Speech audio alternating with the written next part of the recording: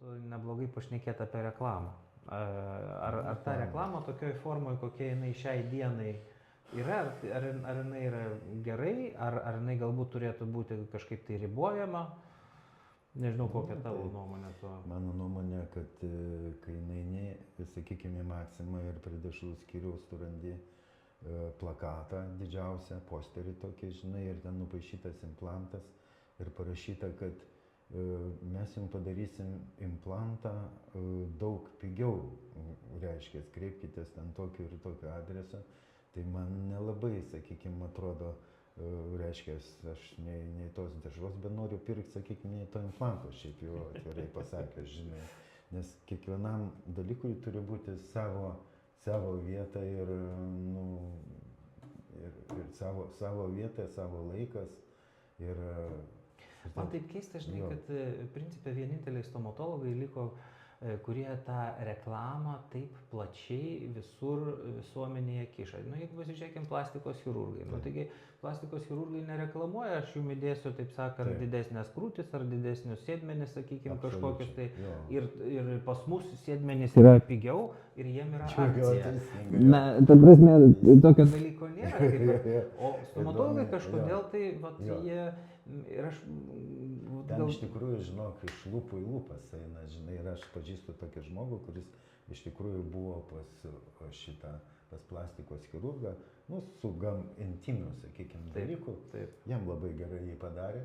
Ir, sakykime, jisai dabar reklamuoja, reiškia, kitiem ir kitie eina, sakykime, ir jie ten taip toliau. Bet tai yra taip, kaip buvo anksčiau, kaip buvo visą laiką, kai sakau, kaip, pavyzdžiui, toj pačioje Vokietijoje dar buvo reklamos draudimas, kur tu galėjai turėti tą varinę lentelę, kur parašyta daktaras toks, darbo valandos tokios. Pagal mane pas advokatus. Pas notarus. Teisingai. Bet tas susietas su to, kad jie turi laisvąją profesiją, o mes turim iš tikrųjų įmonės, ar ne? Įmonės, fabrikus. Ir kadangi tiek... Nežinau, tą diskusiją turėjau su turbūt keliose netgi politinėse partijose, tiek su socialdemokratais kažkada teko diskutuoti, tiek su konservatoriais ir ne vieni jų nesuprato, kodėl odontologam reikalinga laisvoji profesija. Jie nesuprato tų įrankių, valdymo įrankių, kurie ateina su laisvąja profesija, kuri tai yra tos, taip skamba laisvoji profesija, bet iš tikrųjų laisvoji profesija tu atiduodi daug laisvių. Jos centralizuojasi į ministerijas, į valdymo įstaigas tokios kaip odontologo rūmai. Tai yra laisvojoje profesijoje savivaldos organizacija ženkliai labiau apriboja savo narius, tam, kad neprarastų to statuso ir ženkliai labiau reguliuoja jų veiklą. Tai kai mes šiai dienai nesam laisvoje profesijoje, esam iš tiesų UAB, MB, II ir panašiai. Nebėra teisingai. Gal ir dar yra. Tai tada yra leidžiama iš tikrųjų daryti tą, kas yra odontologas, ar plytelių meistras, ar santechnikas, ar dažytojas, nemenkinant ne vienos kitos profesijos, bet jiem visiems galioja vienodos taisyklės ir jeigu galima reklamuoti klozetus, galima reklamuoti implantus. Tik vėl grįžtu prie to klausimo, tai kodėl plastikos chirurgai, ar urologai, ar okulistai to dalyko nedaro? Kodėl jie nesako, ateik pas mane bus pigiau, o kažkaip... Tu čia įdomi, čia tokia, kaip sakant, diskusija, aš apie tai niekada nepagalvojau, bet iš tikrųjų niekur nesimato, matosi tik tai jų asmeninė reklama, sakykime, kaip asmenybių, kaip, sakykime, kad aš 20 metų ten, pavyzdžiui, plastikos chirurgas esu, ten taip toliau, padariau ten tiek ir tiek operacijų, ten tokia pilnai informacinė reklama, sakykime, ne kažkokia tai kainos, kad ten bus pigiau, ar Aš galvoju, kad čia, žinai, istoriškai tas dalykas atsirado, nes principė po nepriklausomybės odontologai buvo pirmieji, kurie privačius kabinetus pradėjo kurtis. Ir tada jau nuo pat tada prasidėjo, kad taip, tu gali eiti pas odontologus, bet ten yra taip brangu pas juos. Nes visos kitos paslaugos nemokamas, pas odontologus reikia mokėti, bet tinkamai ten yra brangu. Ir tas naratyvas, sakykime, brangu, staiga iš žiniasklaidos paskui pradėjo pusės virsti į brangų plėšikai dar. Plėšikai, bet plėšikai tiesiogiai gal buvo nesakoma, bet buvo sakoma verslininkai ir tos verslininkai paversta į versliūgos, ar ne, ir versliūga tai yra toksai nesažiningas verslininkas. Na ir su laiku, sakykime, man atrodo, tiek to purvo, kiek jo buvo išpilta, jisai tam tikras moralės normas odontologų galvose yra pakeitęs ir ištisos kartos odontologų, aš manau, šiai dienai, na, iš tikrųjų tą žiūri labai atsainiai, ta prasme, į savo tos moralinius įsipareigojimus ar reikalavimus jų profesijai moralinius.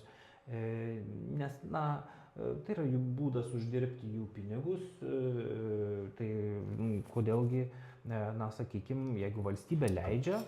Klausimas, dabar ar jūs reklamuojatės? Taip, pas mus, mūsų klinika taip pat turi reklamos, bet... Ar jūs jautėte tą reklamos poveikį, pavyzdžiui, kai pradėjot, sakykime, mane kaip... Taip, bet neigiamą. Neigiamą. Aš jaučiau, pavyzdžiui, aš pats jaučiau neigiamą reklamos pojūtį, pasakysiu kodėl.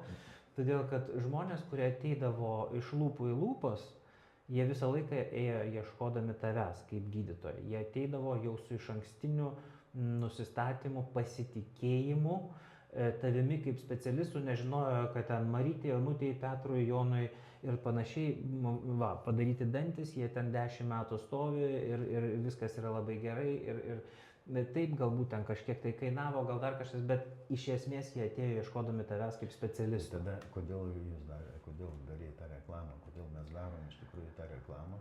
Todėl, kad atvažiuoja rinkodaros firmos specialistai ir sako, kad jeigu tu tos reklamos nedarysi, tai tavęs nebematys. Aš galiu tą pasakyti, kad iš tikrųjų, nes jeigu, sakykime, be reklamos buvo, kaip dirbom be reklamos, ne, ir paskui pradėjom dirbti su reklama, tai piniginė prasme, pajamos padidėjo. Tačiau su tom tu negali ginčytis. Bet net nežinau, bet tas darbas, kuris vyksta, sakykime, ypač su tais pacientais, kurie ateina per reklamą, jis yra kitoks. Tie pacientai, didžioji dalis klaidžioja jų tarp klinikų, ieškodami palankesnės kainos. Aš nei vieno paciento, kuris ateina ne iš reklamos, bet pagal rekomendacijas nesu turėjęs, kuris klaustų apie nuolaidas. Ne, tai mano visą laiką atsakymas yra, ar jūs kasoj Maksimoj klausėt nuolaidos? Tai jeigu neklausėt, kodėl jūs manęs kaip gydytojo, kuris gydys jūs, ar ne klausėt nuolaidos? Tai... Aš nesenai skaičiau tokį posterį, ir kaip ten tas ne posteris, bet kaip reklamai būna, žinai, kad buvo parašyta, tas dantistas susirašęs, mano kainos yra pritaikytas mano talentui, o ne jūsų piniginiai. Teisingai. Jeigu žmogus baigęs, nežinau kiek mokslo, ten, sakykime, šitą ir turi didelę praktiką, ten, sakykime, ir tu pas tave ateina, prašo tos vadinamos nuolaidos, kaip sakant, Yra sovietinis suvokimas ir supratimas didžiosios dalies ir žmonių, sakykime, kur yra mąstoma, kad visi gydytojai dirba vienodai. Visų išsilavinimas yra vienodas, visų kompetencija yra vienoda, visų gebėjimai yra vienodai ir visų rezultatas bus vienodas. Todėl ir yra, manau, pas nemažą kiekį pacientų tas toksai mąstymas, tai čia reikia palyginti, kur geresnė kaina ir aš ten nueisiu ir vis tiek bus viskas vienodai. Ta plombą taigi neuždėsi skirtingai. Aš tai pasakyčiau, netgi batsiuviai skiriasi ten ir taip toliau, ir mes renkamės geresnį, jeigu jų dabar dar yra. Ir aš atsimenu, kadangi pagyvenęs esu, žinai, tarybinius laikus, tai buvo Žigulėje ir buvo tik tai mieste tokia Klaipėdoje 2 elektrikai, kurie suprato gerai apie elektrą, sakykime, žinai. Dabar tų elektrikų yra masė, sakykime, bet ar jie iš tikrųjų gerai, sakykime, supranta, čia yra labai... Žinai, aš abejoju, žinai. Ir vėlgi čia atsiranda dar vienas momentas, tai yra tie vadinami įvertinimai. kur pacientas atėjęs pas gydytoją, paskui palieka kažkokius tai atsiliepimus ir įvertinimus. Tai yra, sakykime, mes žinom, kad vienas patenkintas žmogus pasakys galbūt vienam, o vienas nepatenkintas 20. O su socialiniais tinklais ir aplamai internete, visokiamis platformomis tas potencijuojasi nežinau kiek šimtų kartų. Ir žmogus, kuris, dažnai būna, sakykime, kad ir mūsų klinikoje, sakykime, ateina pacientas ir rašo atsiliepimą. Viskas labai patiko, daktarai labai kompetentingi, tačiau labai didelės kainos ten, 1 žvaigždutė. Arba buvo toks atsiliepimas, buvo prieš 20 metų, kaina kainavo rentgeno 5 eurai. Po 10 metų atėjau, kainavo 10 eurų. Dabar prieš metus buvo 15 jau buvo eurų. Jie kelia ištisai kainas, jie yra plėšikai, pasipinigautojai. Jo, tai noris paklausti iš tikrųjų, ar kas nors nupigo per tiek laiko, žinai. Tai labiau per 20 metų. Per 20 metų. Bet esmė, tai turbūt apibendrinant reikėtų pasakyti apie reklamą, kad šiai dienai esanti reklama, iškreipia rinką, kad joje yra daug turbūt tokio, ne visai atviro bendravimo su pacientu, o galbūt netgi šiek tiek tokio ir apgaudinėjimo. Ir kad tą reklamą kažkuria tai dalim galbūt būtų sveika, nors šiek tiek pareguliuoti, išimant iš jos komercinius aspektus, paliekant informacinės sklaidos pacientus, tai yra aspektus, tai yra, kad tiesiog būtų informuojami pacientai. Ir šiek tiek grįžtant atgal prie medicinos, o paliekant šone šiek tiek tą komerciją.